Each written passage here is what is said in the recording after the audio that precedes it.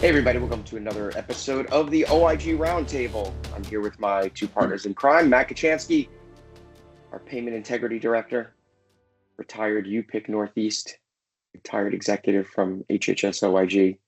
Your resume alone has got to be 3 pages just to explain like those 2 or 3 jobs. So I'm guessing you didn't also put on your resume that you worked at McDonald's and made McFlurries, right? I'm guessing that didn't happen. AMC Theaters. There you go. All right. Well, and Wade McFall, retired assistant special agent in charge from the LA field office and now a manager on our SIU investigative team.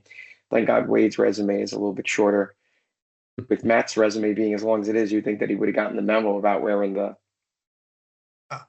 payment integrity shirt. Look at that. Oh. It's okay. It's okay. It's not it's not your fault. It's just the way you were raised. We don't blame you. It's okay. So today we want to continue the conversation that we've been having with respect to SIU's ROI and some of the things, tools, tips, tricks, hints, all of that stuff that comes about from your payment integrity team. And when we're talking about ROI, I think we want to focus today about, I was thinking the other day about this whole premise of be careful what you wish for, because you get these situations where SIUs oftentimes have these huge backlog of cases that are reactive. For example, I was on yesterday with a client. They were talking about how they have 300 or 400 cases that are in a backlog, and those are reactive cases. That's not even coming from any data analytic tool that they have or anything proactive. It's strictly reactive, and it's like, well, then you go and you bring in some sort of a tool, an analytic tool of some sort, and before you know it, you've got hundreds more cases that you're not really even able to fully address. And so the first piece of this puzzle, which is important, is this ability to prioritize your cases when they come in. And Wade, I want to start with you because that's an important piece just from the vetting perspective. Forget even increases in ROI, and we'll get to that in a second, Matt, with you. But it really starts with being able to prioritize cases and ensure that the cases that are the top line most important, like the patient harm cases and things like that, going down to the least attractive cases to work, like these technical violations, things like no signature, things of that sort. But the prioritization is what helps you. It's not, from an ROI perspective, but also just investigative planning and resource allocation, right? Yeah, and you hit the nail on the head. The top priority is probably always going to be if there's patient harm involved, but that's something that has to be addressed, and it has to be addressed in a quicker manner than some of these typical fraud cases. They're kind of slow rolling. You have to do a records request, and that takes a while to get in. But when there's patient harm involved, that you have to act quickly on it to make sure that you can stop that. I think beyond patient harm, one of the main areas you're looking for is different levels of egregiousness. So you're looking at services that are just not rendered, as opposed to, some billing errors or technical errors. So if it's services that are just flat out not being rendered, that's another high area that we have to look at. The other areas, they kind of fall off after that, where you're getting into more technical violations and missing signatures and that type of thing. But if it's where the service is not actually being rendered, or if it's rendered and it's causing harm to patients, those are really the 2 big ones that you have to address immediately. Yeah. I mean, the one that comes to mind for me is also the misrepresentation of services. That's almost as bad as services not rendered, because misrepresentation is the provider is actually performing a service, item, or procedure, may or may not be medically necessary, but wouldn't be a covered service. So they're misrepresenting it to be something that is covered. And I kind of put that in that high category as well, because obviously, something's going on. I think we see that a lot in cases that involve the amniotic grafts, the skin grafting and things of that sort. Sometimes the ocular amniotic grafting that's done for people with certain types of eye infections and things along those lines, where or the injections, for example, that are not going to be covered for certain types of diagnoses, where that misrepresentation can really become an issue, particularly if it's something where it's not an FDA approved procedure, for example, or CMS has identified it as being experimental, which there's plenty of those, and they'll just mask the code to make it look like it is a a service that's being rendered. So that's an important piece, right? So, in your SIU kind of categorization of things and in your claim vetting process for FWA is certainly identifying where you're going to prioritize cases, right? Obviously, patient harm is number one. There's no question about that. Everything's patient harm is number one. And then you've got to figure out from your SIU's perspective, what are the other most important cases that you're working on, particularly when you get to things like hospice and home health, those limited resources. Should a hospice or home health case be investigated vigorously, considering that there's a limited number of resources in those, particularly in the hospice space, right? When you've got people that have been on hospice for 2 and 3 years, and that's supposed to be end of life care. So yeah, I think each, SIU has to kind of prioritize that, because that's going to help in determining and shaping, are you going to have a backlog of cases that you shouldn't have because you're prioritizing cases maybe in a way that's not consistent with what should be worked on. So Matt, that kind of gets to this, be careful what you wish for, because when you get a really good analytic tool that's just generating a ton of cases, increases in the use of technology and tools is going to be a good step, because it's going to help you narrow down the kind of cases you're looking at. But I think there's a misconception that having robust and great analytic tools is going to boost ROI, because if you're going to have those tools, you need to be able to have the people to be able to work on those things, which is going to be an ROI killer, because you need people to do the work and you have to pay the people. So you've paid for a tool. Maybe you can't use the tool to its full extent because you have to throttle it, but then you've got that resource allocation. So, you may want more cases, you may want more high dollar cases, but the ROI is going to be, as you increase that, you're going to increase that cost. Yeah. You go to any healthcare fraud conference, and it's usually 15 to 20 vendors there trying to sell you the latest and greatest in fraud, waste, and abuse identifying software. And a lot of it is great. A lot of it does do what it pretends to do. It finds the anomalies, the oddities, the outliers, and can do that to the nth degree. And what we have found with some plans is they invest in that tool and they start to use it, and they get overwhelmed with the numbers of leads that are generated. And some of those tools, they do prioritize them for you, and you can set up criteria for things like that. But still, it takes people, boots on the ground, to do that prioritization that Wade talked about.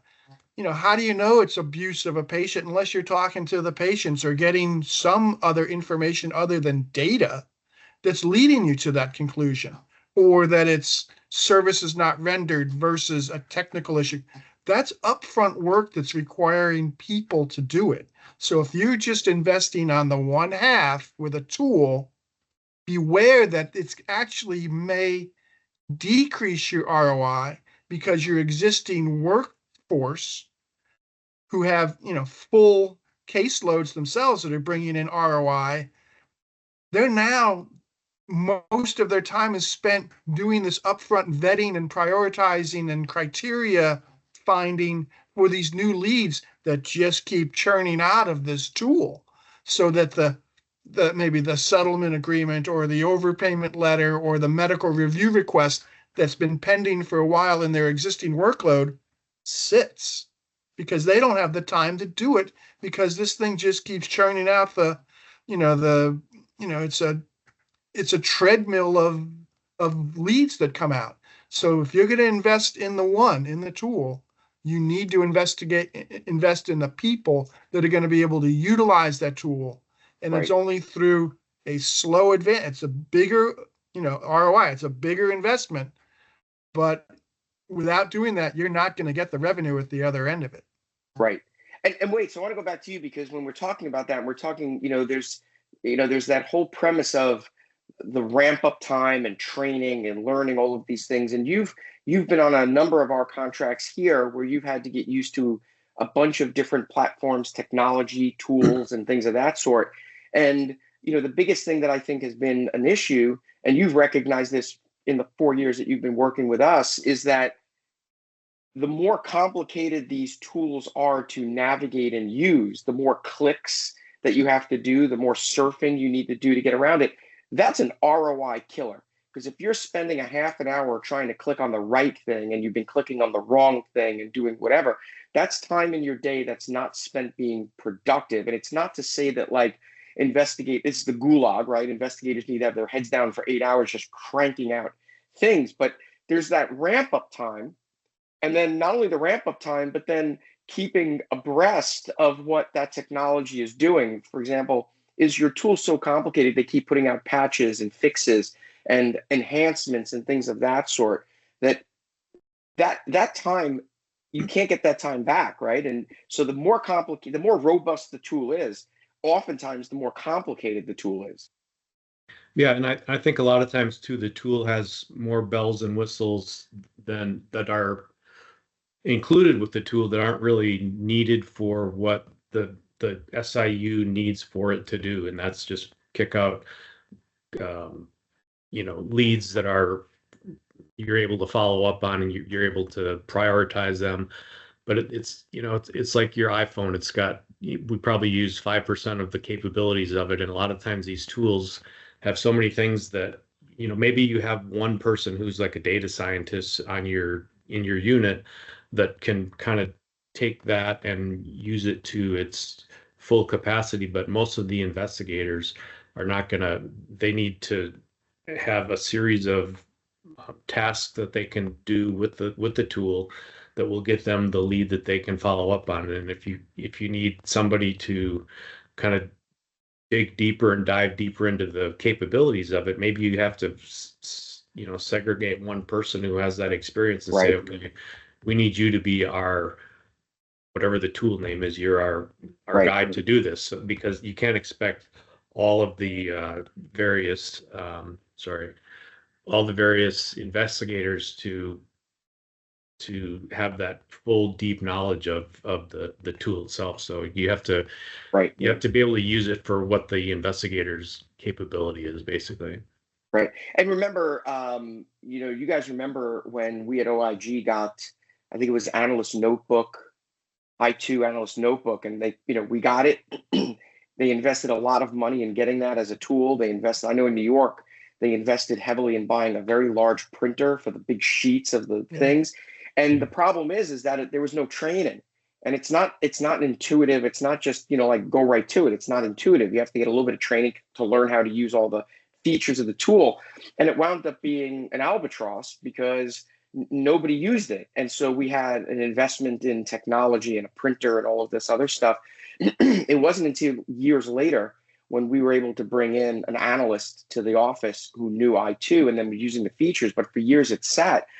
I know we're working right now with one of our partners on developing a case management tool for smaller plans that are out there. We've got one plan that we're working with to develop that tool for them specifically, and then some other plans out there. And the one thing that we've heard by and large when we help them develop this case management tool is they don't need bells and whistles. They need the following 15 features, and that's where their heads are. They don't need 500 clicks. They don't need any of that stuff, and then that helps to create that efficiency. So Matt, I want to give you kind of as the last word as we wrap up is this general premise of an expectation of ROI coupled with the investment in technology. And people need to think in terms of that those two may be mutually exclusive, that purchasing an expensive data tool has the ability to produce a greater ROI if you're smart about how you're using that tool, versus thinking that it is going to just be the wet blanket on the fire and put everything out and get you, where you need to be. That there's a correlation, but that people need to really think strongly about whether or not those two pieces of the puzzle could be mutually exclusive. Right. They have to look at their overall budget. What can they afford to do to expand their investment? And then, is it just in a tool, or can they do a tool and people? If it's just in a tool, what kind of tool can they purchase that is going to give them the expanded workload that their their teams can handle? So one of the things they will need to do is come up with some metrics. how many leads per month, how many, what is the time frame to do an investigation? What are, how long should it be before a medical review is completed and things like that. So they can work out a workflow from leads that are generated by this new tool to resolution, and then get the tool that meets that capacity, provides them just what they need within that budget to provide those numbers of leads and those types of leads that their current workforce can handle. Right. I mean, one of the things that we're doing here is, we say to our clients, for our SIU stuff, we say to them, well, how many leads a month do you want generated?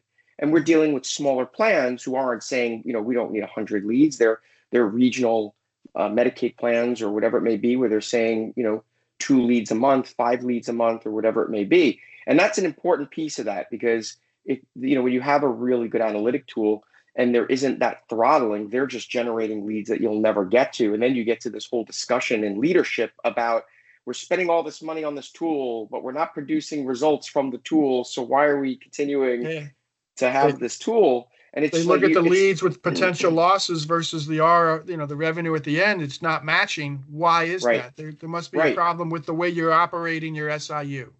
And then it becomes, you're like a mouse on the wheel, because you're incessantly having a conversation about, we're paying X number of dollars a month for the subscription to use this analytic tool, and we're generating all of these leads. But when we hear about clients that have 300 and 400 and 500 cases in their backlog that are reactive, remember, data analytics is proactive.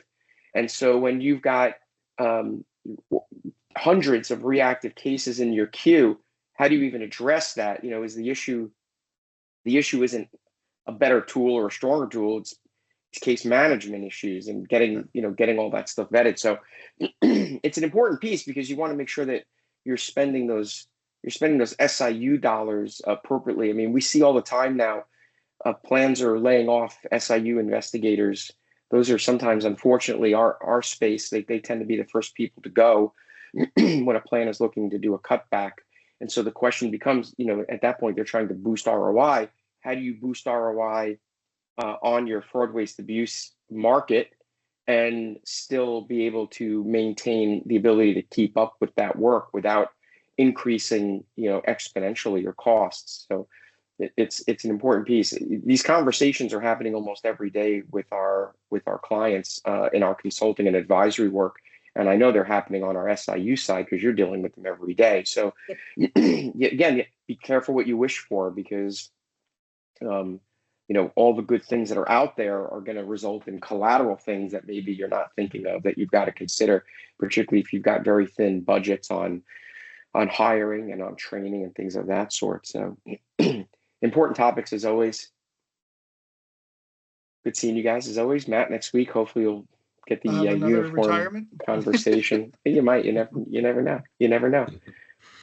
So as always, we thank everybody for taking the time to spend a little bit of time with us here at the OIG Roundtable. And again, you can get everything on Spotify, on our YouTube channel. You can go to our newsletter and download it every week. Fridays, it comes to your mailbox. Sign up for the newsletter by going to our website, advize, health.com. It's right there. Advise. And thanks again for joining us, and we'll see you on the next OIG Roundtable. Thank you. Thank you all.